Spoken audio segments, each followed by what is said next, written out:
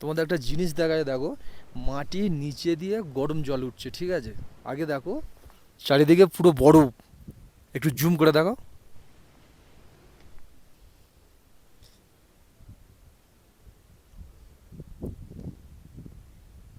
দেখেছো? শুধু বরফ আর বরফ। আর একটা জিনিস দেখো, মাটির নিচে দিয়ে গরম জল উঠছে, এটা বলে হট স্প্রিং, মানে জায়গাটার নাম। মাটির নিচে দিয়ে গরম জল উঠছে, বোঝা যাচ্ছে? ভালো করে লক্ষ্য করে দেখলে বোঝা যাবে যে একটা গরম জলের বাষ্প উঠছে, আর যেমন গরম জলের টকবক করে ফুটে না, তেমন দেখো ফুটছে, দেখো টকবক করে ফুটছে। মানে এখানটায় একমাত্র গরম জল পাওয়া যায়, চারিদিকে বরফ, এখানে গরম জল, একটা অবাক জিনিস।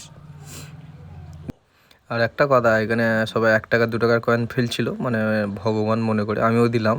আর একটা কথা বলবো, এই ভিডিওটা প্রচুর প্রচুর শেয়ার করে দাও, একটা অবাক জিনিস না, জিরো পয়েন্টের কাছে। যারা যারা এখনও যাওনি চলে যাবে, আর কারা কারা গেছো কমেন্ট করে জানিও।